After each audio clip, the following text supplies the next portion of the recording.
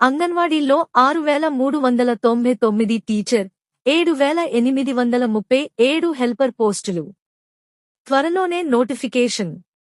తెలంగాణలోని అంగన్వాడీ కేంద్రాల్లో దాదాపు 20% పోస్టులు ఖాళీగా ఉన్నాయి. టీచర్లు, హెల్పర్లు లేకపోవడంతో కొన్ని చోట్ల రోజువారీ నిర్వహణ, పూర్వ ప్రాథమిక విద్యా బోధన, పోషకాహారం అందించడం కష్టంగా మారుతోంది. పక్కా భవనాలు, సిబ్బంది లేకపోవడంతో ఏజెన్సీలు, ఇతర ప్రాంతాల్లో కొన్ని అంగన్వాడీ కేంద్రాల నిర్వహణ కష్టతరంగా మారుతోంది.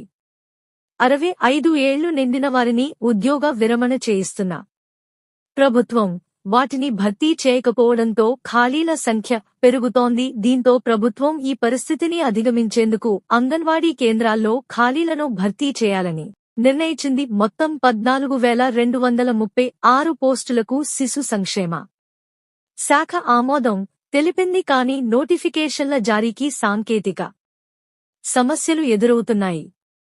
2 రోజుల క్రితం దీనిపై సంక్షేమ శాఖ మంత్రి సీతక్క సమీక్ష నిర్వహించారు. త్వరగా పోస్టుల భర్తీకి చర్యలు తీసుకోవాలని అధికారులకు ఆదేశించారు.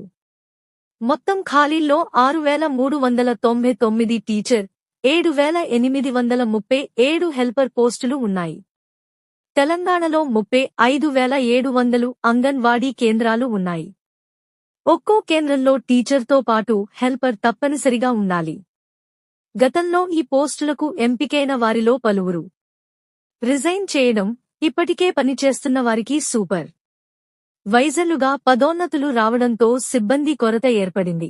65 ఏళ్లు నిండిన టీచర్లు, సహాయకులు ఉద్యోగ విరమణ చేశారు. వారి సంఖ్య దాదాపు 7,000గా ఉంది. ఖాళీలు ఎక్కువగా ఏజెన్సీ ప్రాంతాల్లో ఉన్నాయి. అక్కడి కేంద్రాల్లో స్థానిక ఆదివాసీలు, గిరిజనుల్ని నియమించి వారితోనే పూర్వ ప్రాథమిక విద్యను మాతృభాషలో అందించాలని సర్కార్ భావిస్తోంది. ఈ మేరకు నియామకాలు చేపట్టేందుకు సాంకేతిక అడ్డంకులు ఎదురవుతున్నాయి. ఇతర రాష్ట్రాల్లో పరిశీలించి గతంలో ఏజెన్సీ ప్రాంతాల్లోని ఉద్యోగాల్లో స్థానిక ఆదివాసీలకు ప్రత్యేక రిజర్వేషన్లు ఉండేవి. ఈ రిజర్వేషన్ల జీవోను సుప్రీంకోర్టు కొట్టివేసింది.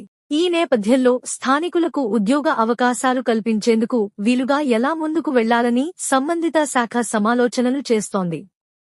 సాధారణ ఉద్యోగ ప్రకటన కింద నోటిఫికేషన్ ఇస్తే మాతృభాషలో విద్యాబోధన కష్టమవుతుందని అంచనా వేస్తోంది.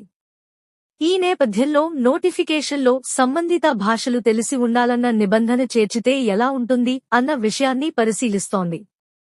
ఇతర రాష్ట్రాల్లోని ఏజెన్సీ ప్రాంతాల్లో నియామకాలు ఏ విధంగా చేపడుతున్నారో అధ్యయనం చేసి వీలైనంత త్వరగా నివేదిక ఇవ్వాలని శిశు సంక్షేమ శాఖ అధికారులను ఆ శాఖ మంత్రి ఆదేశించారు. అధ్యయన నివేదిక అనంతరం ఉద్యోగ ప్రకటనలపై ముందుకు వెళ్లనుంది.